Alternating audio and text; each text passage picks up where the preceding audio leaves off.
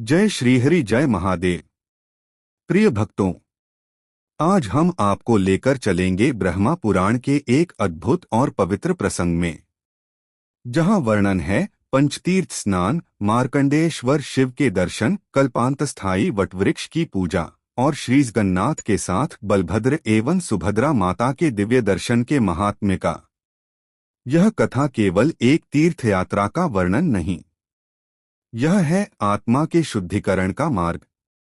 यह है पापों से मुक्ति और मोक्ष की सीढ़ी। कल्पना कीजिए, आप पवित्र मार्कंडेय ह्रद के शांत जल में खड़े हैं। सूर्य की स्वर्णिम किरणें जल पर पड़ रही हैं और आपके होठों पर गूंज रहे हैं भगवान शंकर के महामंत्र। फिर आप पहुंचते हैं उस प्राचीन शिव मंदिर में, जहां त्रिनेत्रधारी चंद्रमा को भूषण रूप में धारण करने वाले भगवान शिव अपने भक्तों की प्रतीक्षा कर रहे हैं। उनके दर्शन मात्र से जन्म जन्मांतर के पाप नष्ट हो जाते हैं। इसके बाद एक विशाल अनादिअनंत वटवृक्ष के नीचे, जहां स्वयं ब्रह्म तेजोमय विष्णु विराजमान हैं, वह वृक्ष जिसके चारों ओर प्रदक्षिणा करने से मनुष्य के पाप ऐसे छूट जाते हैं जैसे सांप केंचुल छोड़ देता है। और अंत में जगन्नाथपुरी के पवित्र प्रांगण में, जहां श्री कृष्ण, बलभद्र और सुभद्रा देवी अपने भक्तों को प्रेम और आशीर्वाद से निहार रहे हैं। इनके दर्शन से भक्त को मिलता है वह फल जो हजारों अश्वमेध यज्ञों से भी बढ़कर है। आइए इस अद्भुत यात्रा पर साथ चलें और अनुभव करें स्नान, पूजा और दर्शन का वह दिव्य आनंद जिसका वर्णन स्वयं ब्रह्मा जी ने किया है। ब्रह्मा जी कहते हैं, ब्राह्मणों, अब मैं पंचतीर्थ की विधि बतलाऊंगा तथा स्नान, दान और देव दर्शन से जो फल होता है उसका वर्णन करूंगा।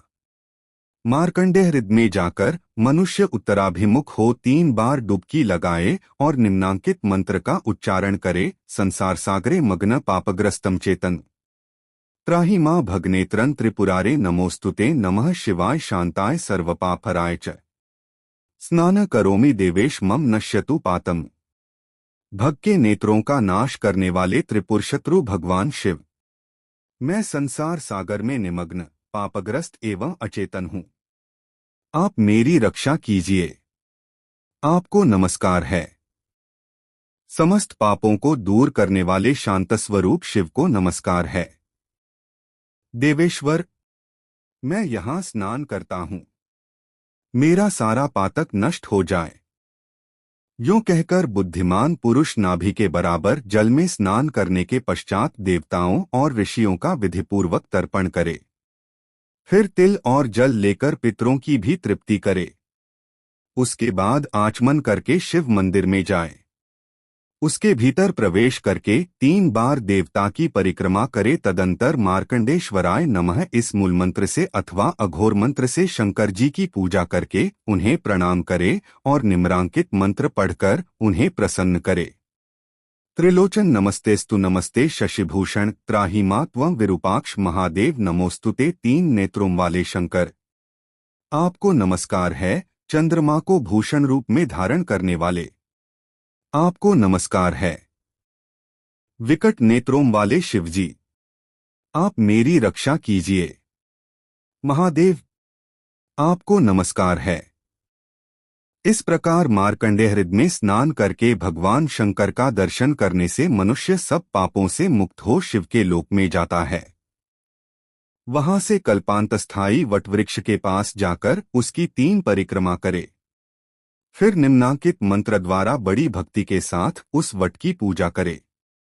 नमो व्यक्तरूपाय महाप्रलयकारिणे महेद्रसोपविष्टाय न्यग्रोधाय नमोस्तुते अमरस्त्वं सदाकल्पे हरेश्चायतनं वट न्यग्रोध हर में पापन कल्पवृक्ष नमोस्तुते। अव्यक्त स्वरूप महाप्रलयकारी एवं महान रस से युक्त आप वटवृक्ष को नमस्कार है।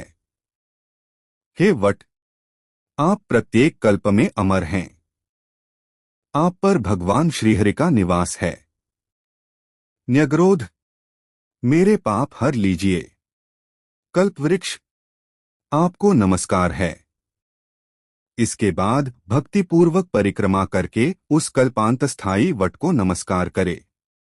ऐसा करने वाला मनुष्य केंचुल से छूटे हुए सर्प की भांति सहसा पापों से मुक्त हो जाता है। उस वृक्ष की छाया में पहुंच जाने पर मनुष्य ब्रह्म हत्या से भी मुक्त हो जाता है, फिर अन्य पापों की तो बात ही क्या है। भगवान श्री कृष्ण के अंग से प्रकट हुए ब्रह्म तेजोमय वटवृक्ष रूपी विष्णु को प्रणाम करके मानव राजसूय और अश्वमेध यज्ञ से भी अधिक फल पाता है और अपने कुल का उद्धार करके विष्णुलोक में जाता है। भगवान श्री कृष्ण के सामने खड़े हुए गरुड़ को जो नमस्कार करता है वह सब पापों से मुक्त हो श्री विष्णु के वैकुंठ धाम में जाता है।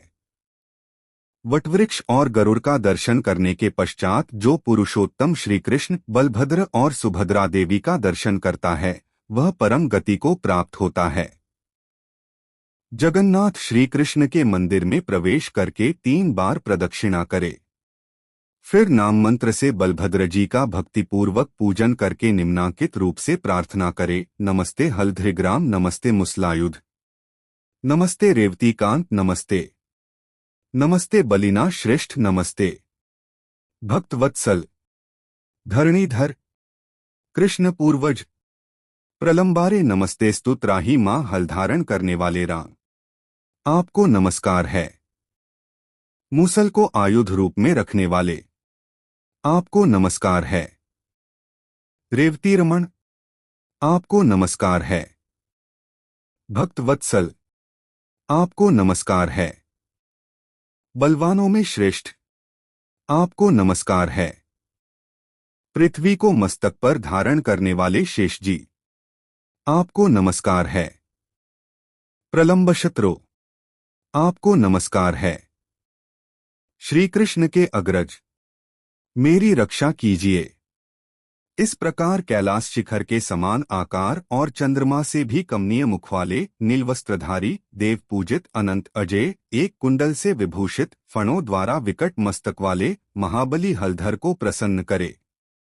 बलराम जी की पूजा के पश्चात विद्वान पुरुष एकाग्रचित्त हो द्वादशाक्षर मंत्र नमो भगवते वासुदेवाय से भगवान श्री कृष्ण की पूजा करे। जो द्वादशाक्षर मंत्र के द्वारा भक्तिपूर्वक सदा भगवान पुरुषोत्तम की पूजा करते हैं वे मोक्ष को प्राप्त होते हैं।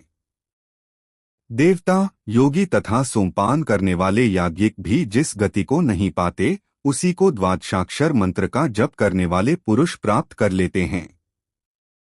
आथ उसी मंत्र से भक्तिपूर्वक गंध, पुष्प आदि सामग्रियों द्वारा जगतगुरु श्री कृष्ण की पूजा करके उन्हें प्रणाम करे।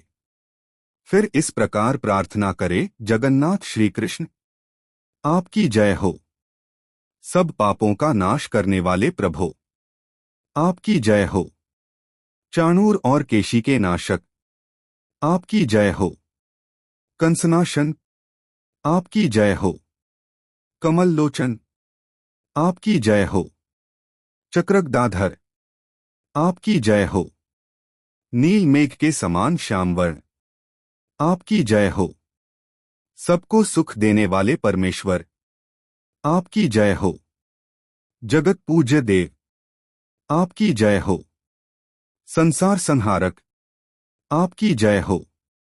लोकपते नाथ, आपकी जय हो। मनोवांछित फल देने वाले देवता, आपकी जय हो। यह भयंकर संसार सागर सर्वथा निहसार है। इसमें दुखमय फेन भरा हुआ है। यह क्रोधरूपी ग्राह से पूर्ण है। इसमें विषरूपी जलराशि भरी हुई है। भांति भांति के रोग ही इसमें उठती हुई लहरें हैं। मोहरूपी भंवरों के कारण यह अत्यंत दुस्तर जान पड़ता है। सुरश्रेष्ठ, मैं इस घोर संसार रूपी समुद्र में डूबा हुआ हूं। पुरुषोत्तम, मेरी रक्षा कीजिए। इस प्रकार प्रार्थना करके जो देवेश्वर, वरदायक, भक्तवत्सल, सर्वपापहारी, समस्त अभिलषित फलों के दाता, मोटे कंधे और 2 भुजाओं वाले, श्यामवर्ण, कमलपत्र के समान विशाल नेत्रों वाले, चौड़ी छाती, विशाल भुजा, पीत वस्त्र और सुंदर मुख वाले, शंखचक्र गदाधर मुकुटांगद भूषित समस्त शुभ लक्षणों से युक्त और वनमाला विभूषित भगवान श्री कृष्ण का दर्शन और उन्हें प्रणाम करता है, वह हजारों अश्वमेध यज्ञों का और सब तीर्थों में स्नान और दान करने का फल पाता है। संपूर्ण वेद, समस्त यज्ञ, सारे दान, व्रत, नियम, उग्र तपस्या और ब्रह्मचर्य के समय पालन से जो फल मिलता है, वही भगवान श्री कृष्ण के दर्शन और वंदन से प्राप्त होता है। शास्त्रोक्त आचार का पालन करने वाले गृहस्थ को वनवास के नियमों का पालन करने से वानप्रस्थ को और शास्त्रोक्त रीति से संन्यास धर्म का पालन करने पर सन्यासी को जो फल प्राप्त होता है, वही श्री कृष्ण का दर्शन और उन्हें प्रणाम करने वाला मनुष्य प्राप्त कर लेता है। भगवत दर्शन के महात्म्य के संबंध में अधिक कहने की क्या आवश्यकता। भगवान श्री कृष्ण का भक्तिपूर्वक दर्शन करके मनुष्य दुर्लभ मोक्ष तक प्राप्त कर लेता है। तत्पश्चात भक्तों पर स्नेह रखने वाली सुभद्रा देवी का भी नाम मंत्र से पूजन करके उन्हें प्रणाम करे और हाथ जोड़कर निम्नांकित रूप से प्रार्थना करे। नमस्ते सर्वगे देवी, नमस्ते शुभ सौख्य दे, त्राहि मां पद्मपत्राक्षी कात्यायनी, नमोस्तुते देवी। तुम सर्वत्र व्याप्त रहने वाली और शुभ सौख्य प्रदान करने वाली हो, तुम्हें बारंबार नमस्कार है। पद्मपत्र के समान विशाल नेत्रों वाली कात्यायनी, मेरी रक्षा करो, तुम्हें नमस्कार है। इस प्रकार संपूर्ण जगत को धारण करने वाली, लोकहितकारिणी, वरदायिनी एवं कल्याणमयी बलभद्रभगिनी सुभद्रा देवी को प्रसन्न करके मनुष्य इच्छानुसार गति से चलने वाले विमान के द्वारा श्री विष्णु के वैकुंठ धाम में जाता है।